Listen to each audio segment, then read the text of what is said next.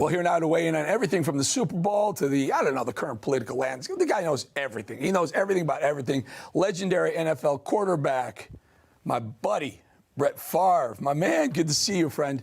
Good to see you dressed up for the shot. I love it. You know, TV. Well, you know me. I do know you very well. Brett, what do you think of this? This is a great matchup. Kansas City against the 49ers, Mr. Irrelevant. You know, all of a sudden he's in the big game. You got Mahomes, who thinks he's going to be the next Tom Brady. What do you think of this game? I think it's a great matchup, and I think both teams are pretty evenly matched player for player. But I love Brock Purdy. I love what Kyle Shanahan's done and John Lynch. I love George Kittle. I love Fred Warner. I love everything about him. And I love Andy Reid. You know, he coached me a long time ago, and we've been great friends ever since. And if I had to pick a team, I'm not saying I'm pulling for one or the other. I'm pulling for both. But I think I have to go with the experience. And I guess that means Kansas City, especially getting 2 points. I was blown away when that number came out that Kansas City's getting points as the dog. A lot of us jumped on it. I'll tell you what. What do you think of this? The Taylor Swift, is good or bad for the NFL? A lot of people are saying keep her out. I'm not sure if Travis Kelce wasn't having a hard time getting distracted with Taylor up in the skybox. But what do you think? Is she good or bad for the team and for the NFL? Well, I mean, they're in the Super Bowl, so whether or not she is the sole reason for that is up for debate. But I would say from the NFL perspective, she's certainly been good for the league. Not that they needed any help, but, I caught a lot of grief several weeks back because I was asked the question, was she a distraction? I said, only if they lose. right. And I think they lost.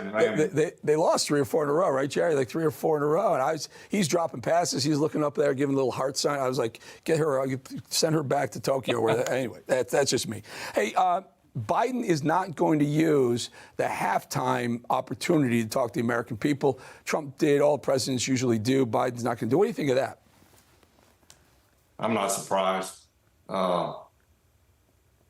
I don't want to dive into it too deeply, give you my exact thoughts, but I'm just not surprised. Even though I get surprised by a lot of things that's going on in this country right now, it may be best that I don't say what I really mean. Okay, I got you. Sometimes you and I get in trouble when we say what we really mean. You know what I'm talking about? You're a Trump. I know you golf with Trump. He's a friend of yours. So you think it's his turn? What do you think? Well, I thought it was his turn last time. Do I agree with everything he says and does? No, but you can say that about friends, family, and anybody. But I think our country was run about as good as you could do it when he was a president. So again, you don't have to like everything about him, but the state of our country is in turmoil. Maybe that's a poor word. Maybe it's worse than turmoil. But I think Donald is our best shot at turning this around, cleaning it up. Hey, Brett, you're partnering with another group here, doing some really good things, chefs, and you're creating some money for veterans. Tell us about it real quick. Chef for Vets. I made some notes here. Runs from February 1st to February 14th, so you got a little bit of time left to make a purchase at heritagegear.com. It's wonderful bags. All proceeds go to feed the veterans. Just one purchase will feed a veteran for a month.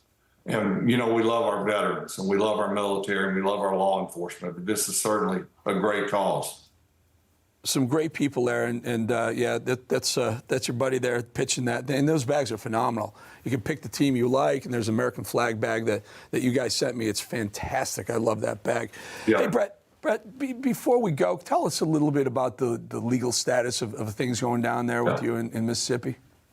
Well, Eric, I'd love to tell you my side of it, but out of respect for the law and for the judge who issued a gag order, it's best I don't say anything about it. But in time, I'll be able to at least defend myself and tell you my side.